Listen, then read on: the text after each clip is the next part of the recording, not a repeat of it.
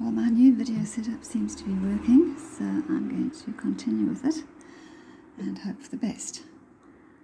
So I'm going to paint a duck floating in the water, and one of the things I noticed about ducks actually is that they appear to have short necks, but that's when they're floating. When they're standing and waddling around, their necks are actually quite long, much longer than I imagined. Anyway, so this one is going to be a little smaller than those in the front because he's a bit further away, and I'm doing the outline in a mixture of white and burnt umber, which gives a lovely grey brown, and just so that I can have better visibility. And so we'll just have a little rounded body floating on the water. And because the acrylic is completed and I don't want to add more acrylic, I'm just going to have to hope that he looks like he is actually in the water. But if not, I guess I can always add some more water with the oil. But I wanted to use the background as it is. So anyway, I also have to still remember that the segments can't be more than 2.5, 3 minutes long. Otherwise they won't be uploaded to my video editor. I'll just refuse politely and tell me to upload something else. I want to add a little shadow in there, just to show the roundness of the head, and this one as well. And I will soften that shadow a little bit. Obviously it's way too big there.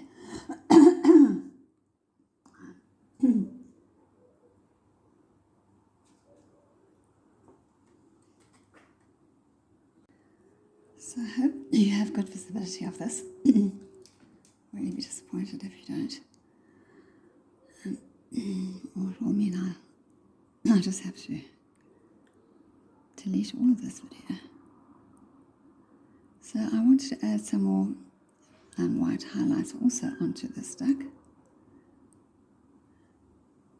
because he is a white duck, and there are so many species of duck. I'm not even going to guess which one this is, but yeah, there are thousands of species, and also they migrate all over the world. They can fly huge distances.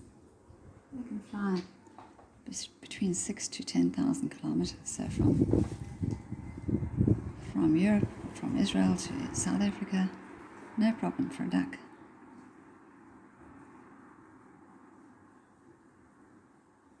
And that's what they do from season to season.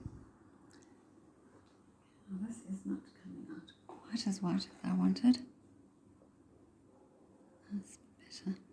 I had too much oil on the brush.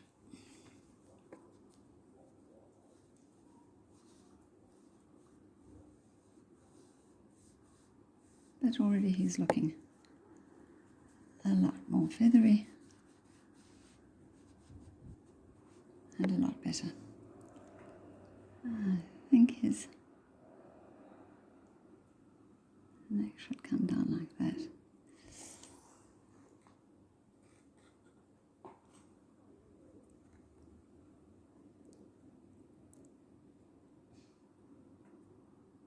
That makes him look like he's got a big grin on his face. So we're going to remove most of that. Just needs to be a little shadow on the side of his face.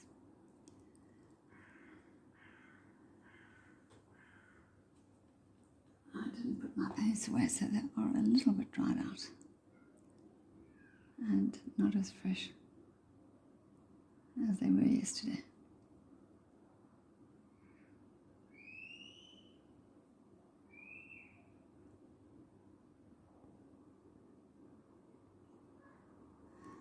So this is definitely an improvement, I would say.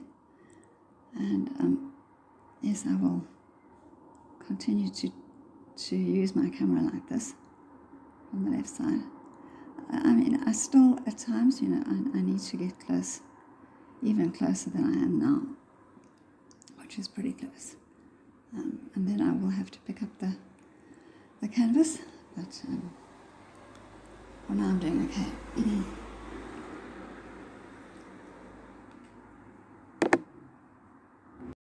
Well, so now I just still need to decide, do I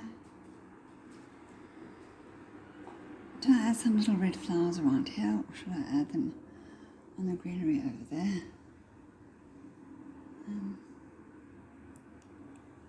I mean, it's lovely as it is, but I think a touch more of green, of colour, wouldn't hurt the greenery. It would, a little bit of rosy coloured flowers would enhance it. This one doesn't have to be a snow white duck, maybe he's a brown duck. Brownish. That's coming out white. And he definitely looks like he is actually floating in the water. Yeah, I won't have to add water.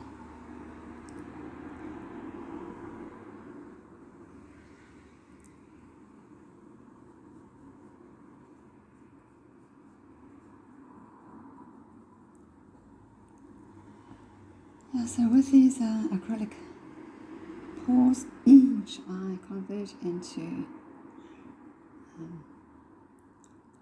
paintings, more realistic abstract paintings, I usually do think about them long and hard before I paint. I don't just get up and start painting one morning. I've usually thought about it for days, sometimes weeks. But still, I sometimes do things impulsively when I'm painting and think, oh, this will look nice and that'll look nice, and then like this grassy bit, and then I regret it afterwards. So, and it's not always possible to draw on the diagram. Sometimes whatever you use might make a mess. It might still be visible once the painting is on.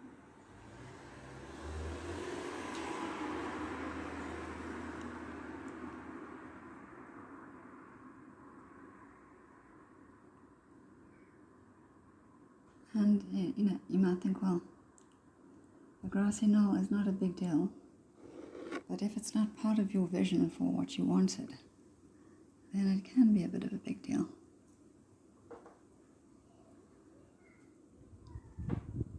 Oh dear. That eye came out perfectly. This sort of quizzical look of the duck.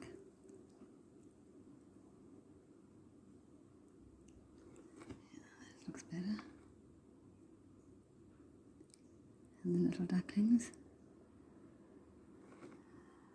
So I will just wipe that away with some white. So now I have a mixture of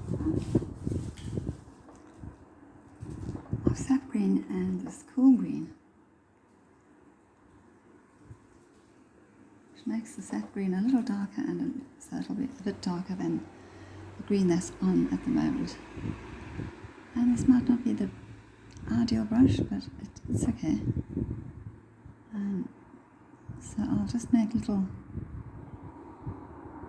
tufts of grass, and the greens are similar to those that are in the background.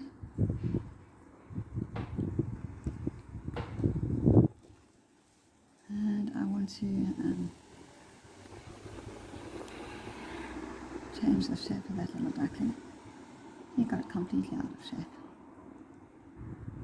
Trying to make him look fluffy, I made him look completely wonky.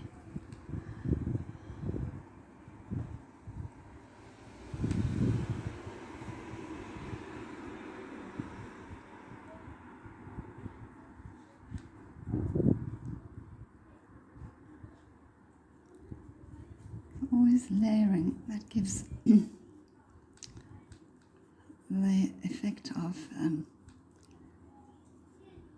something closer to to reality. Because, grass and little grassy knolls are definitely not one flat colour. But while I have this colour on my palette, I'm going to just remove that part of the duckling. Doesn't need to be there.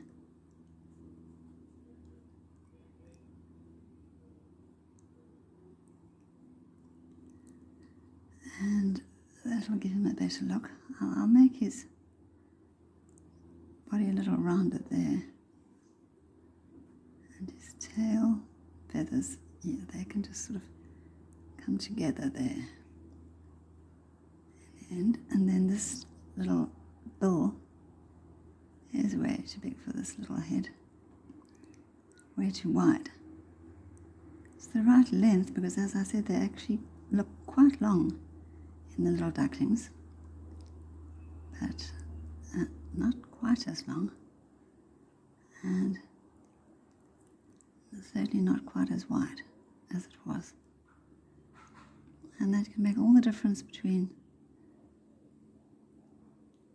something that looks good and something that looks just off and you can't put your finger on it.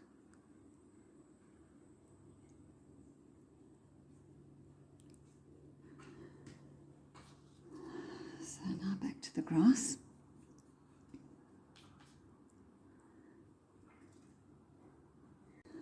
So with this paint being dry, I was able to take some more yellow and white, and the same yellow but mixed with white, it made it much lighter, and using the side of the brush I made more of a feathery look. And I'll just add some there, and I'll do the same on this duckling.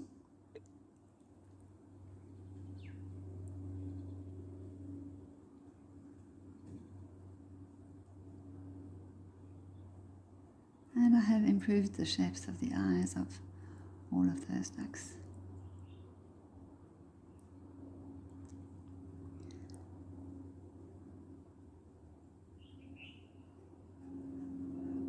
And hopefully the tail will take now. There, that's much nicer looking tail. Cute little duckling. It's amazing how all creatures in their miniature form are so endearing, and some of the older ones are as well, but definitely if you look at a duckling or a duck, you just feel this endearment towards the little member of the species. So what's interesting about the acrylic paws is that they give such movement to the water. You can't get this effect, if you try to paint it with acrylic, it wouldn't work, and with oil you can get close, but never quite this perfect mixture, which is, it's just it looks very natural, but it's a mixture of many different colors. There's blue, there's white, there's green, and they all mix together in different proportions, and that just gives this movement. So that's what I love about acrylic paws. But I still am a big fan of just pure oil.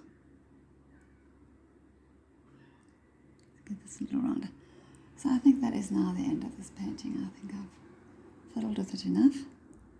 And unless I see something really awful that comes to my attention, I will leave it as it is. So thank you for watching, and I hope you enjoyed. I hope you learned something, and I hope you will try out something similar on your own acrylic paws. So please like, comment, and share, and bye for now.